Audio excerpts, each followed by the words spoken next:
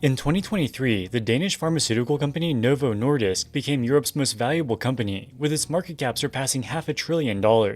Since 2017, they've been selling a drug called Ozempic, which was originally used to regulate blood sugar levels for people with type 2 diabetes. But as a side effect, it also decreases appetite and can lead to substantial body weight loss. In or around 2020, people started to realize that Ozempic could be used by non-diabetes patients for weight loss. It went viral on TikTok, with people showing massive amounts of weight loss in very short periods of time. Numerous celebrities have openly talked about their use of Ozempic and have seen substantial decreases in their body weight. An estimated 40% of US adults are obese, and another 30% are overweight, meaning a whopping 70% of the adult population is either overweight or obese. Obesity-related medical conditions are estimated to cost $260 billion per year of direct healthcare costs. The indirect economic costs related to early retirement and decreased work productivity are likely even greater. In this video, we'll look at the revolutionary impact of Ozempic and other weight loss drugs, and how this could reshape the global economy. This video is brought to you by Differentiated Analytics, a website we created full of useful free resources for individual investors. One strategy that many investors like to employ is merger arbitrage, where you buy shares of a company after they agree to be acquired by another company. In many cases, the stock trades at a discount to the acquisition price, so if the deal closes, you can make a profit. Our Merger Arbitrage Intelligence product contains a running list of all active mergers on major US stock exchanges, including the deal's premium over the current trading price of the stock. To our knowledge, our website is the only free resource with all active mergers updated weekly. You can make an account for free to access this data, so go to differentiatedanalytics.com to make your free account today.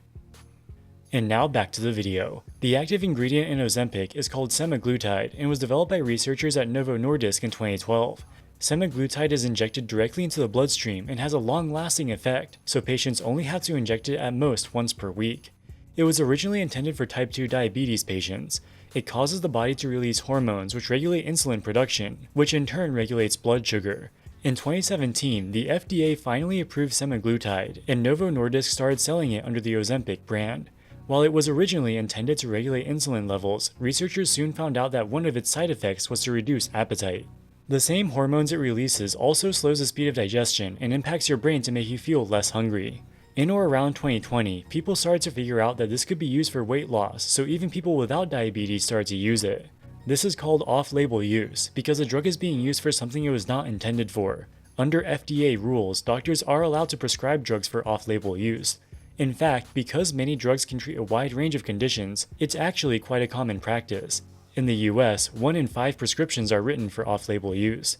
As both doctors and the general public became aware of Ozempic's weight loss benefits, more and more doctors started prescribing it.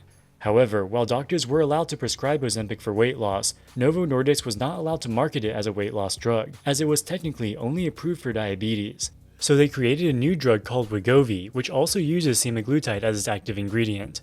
It's basically the same thing as Ozempic, but with different branding. They ran clinical trials and gave Wegovy to obese patients. The average body mass index of the patients was 37.9. The cutoff for clinical obesity is 30, so these were extremely obese individuals.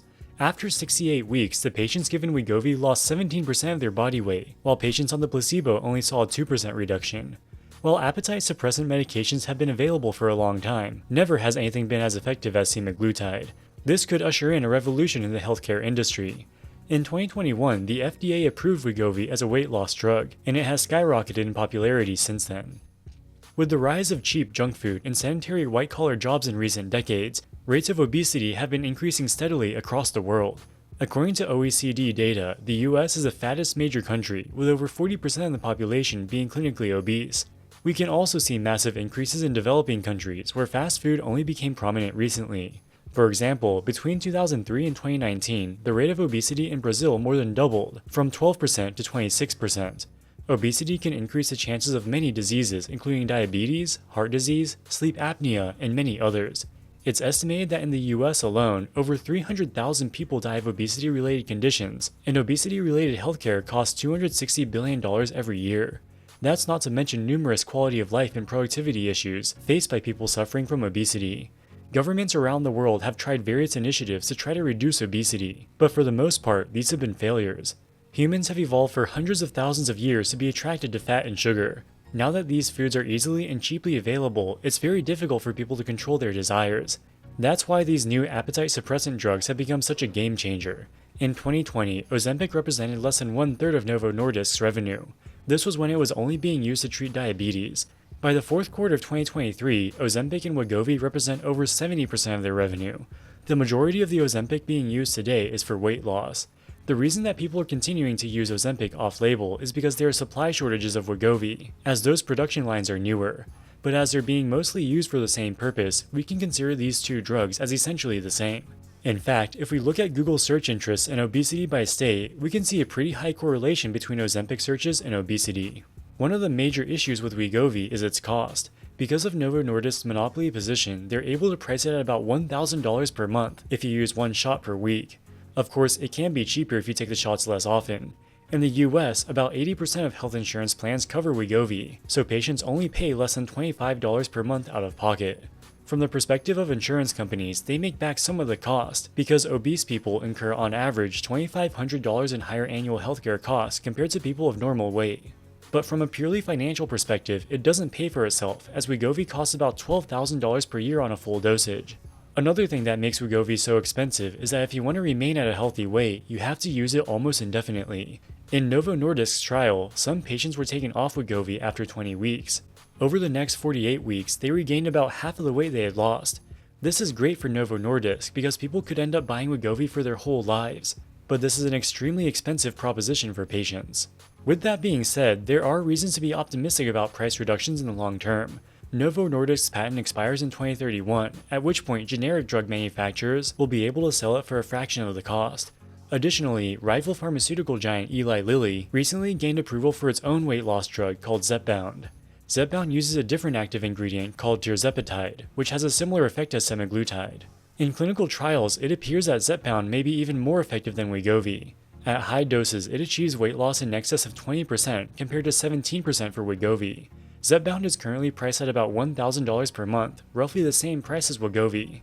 Novo Nordisk may be forced to reduce the price of Wegovy to compete, given that its drug appears to be slightly less effective. With that being said, we're not likely to see any price reductions for at least the next couple years. Demand has been so great for these weight loss drugs that both Novo Nordisk and Eli Lilly are expected to be supply constrained in the short to medium term. So how big could this market potentially become? According to a YouGov poll conducted in March of 2023, 12% of US adults said they have tried prescription weight loss drugs. This could include drugs other than Wegovy or Ozempic. Given how much more effective Wegovy is than previous weight loss drugs, it's probably safe to assume that many, if not most people using older drugs, will switch to Wegovy or Zepbound. It's important to note that for the past 2 years, Wegovy has been supply constrained, so there are many people who want to use Wegovy but can't get their hands on it. As supply ramps up, we can expect usage rates to increase dramatically.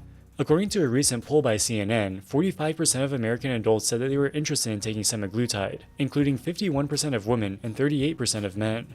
This is despite the fact that men actually have slightly higher obesity rates than women. This may be due to societal and body image issues, which impact men and women differently. If most insurance providers continue to cover Wegovy and Zepbound, it's not unreasonable to assume that 30 or even 40% of the population could end up taking it. This could have major implications for the economy, going far beyond the healthcare sector. According to a survey by Morgan Stanley, people using semaglutide consume 20 to 30% less calories per day, and significantly reduce their consumption of junk food. In the fall of 2023, Walmart's CEO said the retailer had seen a noticeable pullback in sales of some of their food products due to many of their customers using semaglutide. According to a Morgan Stanley survey of 300 semaglutide users, over 70% of them said they consumed less confectionery and sugary drinks after beginning treatment. Over 60% of them said they consumed less preserved meats, salty snacks, alcohol, cookies, and baked goods. Basically, they're eating less junk food. 77% of them said they went to fast food restaurants less often, and there were also significant declines for all other types of restaurants. Over the coming years, this could be disastrous for fast food companies like McDonald's, etc. Obese people have historically been their best customers. If a significant portion of them start using Wegovy or Zepbound, they could see a meaningful decrease in sales volumes. While this could hurt the bottom line of some junk food companies, for the broader society, the advent of these new drugs is a great thing. Obesity is one of the most significant public health challenges facing humanity. Until recently, there were no realistic solutions, especially once the patents expire in 2031 and generic versions become cheaply available. This new class of weight loss drugs could literally save millions of lives. Alright guys, that wraps it up for this video. What do you think about Wegovy? Have you or anyone you know tried it? Let us know in the comments section below. As always, thank you so much for watching and we'll see you in the next one. Wall Street Millennial, signing out.